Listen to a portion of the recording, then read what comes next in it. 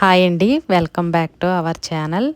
అందరూ బాగున్నారా? మేమైతే చాలా బాగున్నామండి. ఈ వీడియో అయితే మార్నింగ్ నుంచి ఈవినింగ్ స్నాక్స్ వరకు వీడియో షూట్ చేశాను. వీడియో అయితే చాలా బాగుండిద్ది. చాలా హెల్త్ రెసిపీస్ అయితే చూపిస్తాను చూడండి. వర్షాలైతే బాగా పడుతున్నాయి కదా, బయటికి వెళ్ళటానికి కూడా కుదరట్లేదు అస్సలు. అంత బాగా వర్షాలైతే పడుతున్నాయండి. ఇంకా ఈరోజైతే బ్రేక్ఫాస్ట్కి మల్టీగ్రెయిన్ దోశ అంటారు కదా, అట్లా అన్ని రకాల స్ప్రౌట్స్తో దోశ అయితే ప్రిపేర్ చేశాను. మీరు చూస్తున్నారు కదా, ఆశ్రమం నుంచి వచ్చిన తర్వాత ప్రతిరోజు మ్యాక్సిమం స్ప్రౌట్స్ ప్రిపేర్ చేస్తున్నాను. ఇంకా ఈరోజు చెప్పా కదా, వర్షం కూడా బాగా పడుతుంది. ఇంకా ఆ స్ప్రౌట్స్తో దోశ ప్రిపేర్ చేయొచ్చు అనేసి దోశ అయితే ప్రిపేర్ చేశాను. మనకి పెసలైతే స్ప్రౌట్స్ తినటానికి చాలా కంఫర్టబుల్గా ఉంటుందండి. ఎందుకంటే కొంచెం స్వీట్నెస్గా బాగుండిద్ది. అన్నీ తినలేని వాళ్ళైతే ఫస్ట్ కొత్తగా ట్రై చేసే వాళ్ళైతే పెసలతో ట్రై చేయొచ్చు.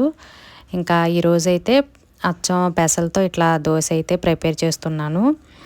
మీరు మ్యాక్సిమం ఇడ్లీ అవి అవాయిడ్ చేసి స్ప్రౌట్స్ వారంలో 2-3 రోజులు తీసుకున్న మిగతా 2-3 రోజులు ఇట్లా పెసరతో దోశ కానీ, లేకపోతే ఆయిల్ చాలా తక్కువగా అంటే వడలు అంటారు కదా, ఆయిల్లో ఫ్రై చేయకుండా మందంగా ఉండే ప్యాన్లో వేసుకోవచ్చు. నేనైతే ఇంకా ఈరోజు పెసర దోశ ప్రిపేర్ చేశాను. ఇది మాకు ఆశ్రమంలో పెట్టేవాళ్ళు అనమాట. సాల్ట్ మనం లైట్గా యూజ్ చేసుకోవచ్చండి. కానీ ఇట్లా దోశ తినేటప్పుడు ఎక్కువ క్యారెట్, ఆనియన్, పచ్చిమిర్చి, అల్లం యూజ్ చేసుకుంటే మనం 1-2 తిన్నా కూడా పొట్ట నిండిన భావన అయితే వచ్చిద్ది. ముఖ్యంగా ఆడపిల్లలు ఉన్న వాళ్ళైతే క్యారెట్, బీట్రూట్ జ్యూస్ ఇవ్వలేకపోయినా కూడా ఇట్లా దోశల్లో పైన చల్లితే చాలా బాగుండిద్దండి. ఎదిగే పిల్లలకైతే చాలా మంచిది. మ్యాక్సిమం ఆడపిల్లలు ఉన్న వాళ్ళైతే ప్రతిరోజు ఒక గ్లాసు వెజిటేబుల్ జ్యూస్ అయితే కంపల్సరీగా ఇవ్వాలి. ఇవ్వలేనప్పుడు ఇట్లా దోశ పైన బీట్రూట్ తురుము, క్యారెట్ తురుము, అవసరం అనుకుంటే కొబ్బరి తురుము కూడా యూజ్ చేసుకోవచ్చు. ఇంకా ఇదైతే గోంగూర పచ్చడి. గోంగూర పచ్చడికి కూడా నువ్వులు చూశారు కదా, ఎక్కువ అసలు మనం రోజు తీసుకునే ఫుడ్లో కాల్షియం అనేది ఎక్కువ ఉండేది నువ్వుల్లోనండి. అందరికీ తెలుసు. చాలామంది అయితే నువ్వుల లడ్డు కూడా తీసుకుంటారు. అలా కాకుండా మనం ప్రతిరోజు చేసే కర్రీస్లో మ్యాక్సిమం నువ్వులు, క్యారెట్, పచ్చి కొబ్బరి ఇవి ఉండేటట్టు చూసుకున్నామంటే మనకి వేరే లోపాలు అయితే ఏమీ రావు. మాకైతే ఈ ఫుడ్ తీసుకుంటుంటే చాలా రిలీఫ్గా ఉందండి. అసలు సాల్ట్, ఆయిల్ పూర్తిగా అవాయిడ్ చేసినా కూడా పర్లేదు. కాకపోతే చాలా తక్కువ వాడుతున్నాను. ఎక్కువ శాతం మేగడతోనే కర్రీస్ ప్రిపేర్ చేస్తున్నాను. ఇంకా అట్లానే కూరల పౌడర్లో కూడా నువ్వులు కంపల్సరీగా ఉంటున్నాయి అన్నమాట. చాలామంది అయితే పాపం సిస్టర్స్ అడిగారండి, ఈ పౌడర్ ఎలా ప్రిపేర్ చేయాలి అది కూడా వీడియో చేయమని. ఇందాక కూడా ఒక మెసేజ్ అయితే వచ్చింది. నేను రేపు వీడియోలో అయితే కంపల్సరీగా షేర్ చేస్తాను.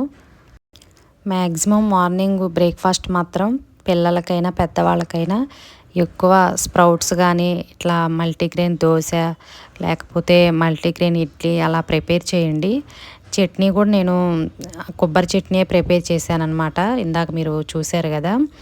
ఇంకా దొండకాయ ఫ్రై అయినా, బెండకాయ అయినా ఆవిరిలో మగ్గనిచ్చి ఇట్లా లైట్గా మేగడ వేసుకొని చేసుకుంటే అసలు ఎంత టేస్ట్గా ఉంటుందోనండి. కర్రీ పౌడరు మీకు తర్వాత వీడియోలో చూపిస్తాను. అది ఒక్కటి వేసుకుంటే కర్రీ అనేది చాలా రుచిగా ఉండిద్ది. ఇది అయితే ఇంకా పుల్కాలకు కూడా డైరెక్ట్గా అలా తినేయచ్చు.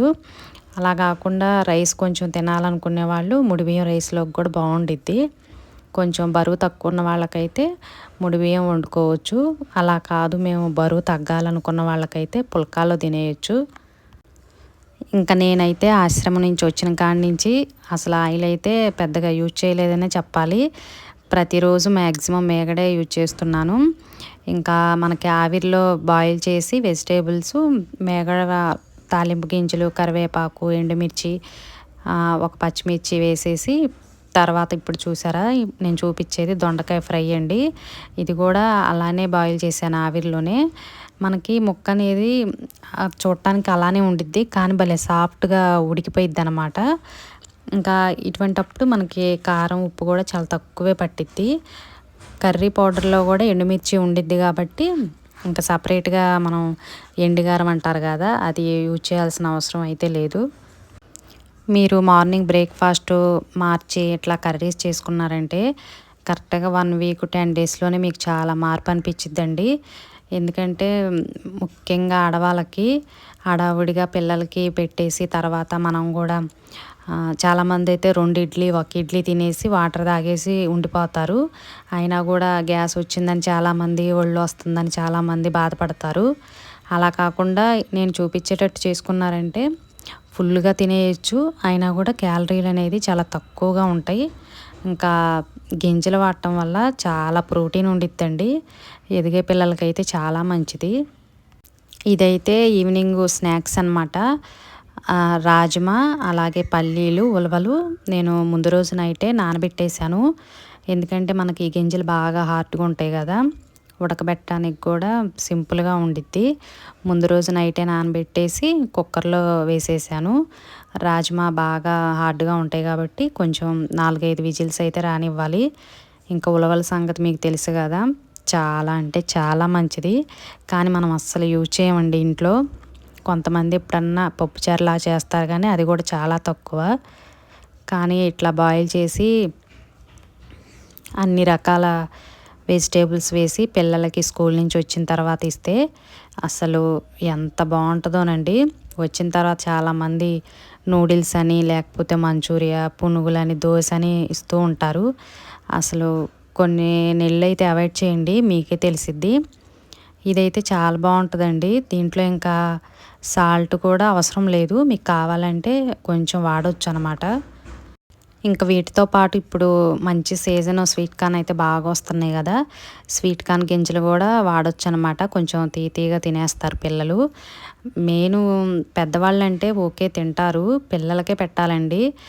వాళ్ళు ఎదిగే వయసు కాబట్టి చాలా యాక్టివ్గా ఉండాలన్నా ఇటువంటి ఫుడ్ మనం చిన్నప్పటి నుంచి అలవాటు చేయాలి. ఇంకా నేనైతే సన్నగా కట్ చేసిన క్యారెట్, టమాటా, లైట్గా కొత్తిమీర వేసాను. ఇంకా తినేటప్పుడు చక్కగా లెమన్ పిండి వేసుకుంటే చాలా బాగుండిద్ది. ఇది మార్నింగ్ కూడా తీసుకోవచ్చండి. మార్నింగ్ తీసుకుంటే కొన్ని మరమరాలు అయితే కలుపుకుంటే భలేగా ఉంటుంది. ఎప్పుడన్నా స్ప్రౌట్స్ లేకపోతే నేను ఇట్లా కూడా చేస్తాను. మీరు ఇంకా శనగలు కూడా వేసుకోవచ్చు, చాలా వెరైటీలాగా చేసుకోవచ్చు.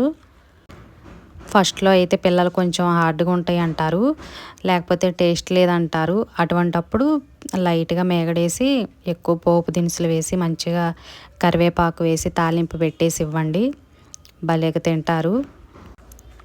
కూరల్లో వేసే పౌడర్ రేపు తప్పకుండా షేర్ చేస్తానండి.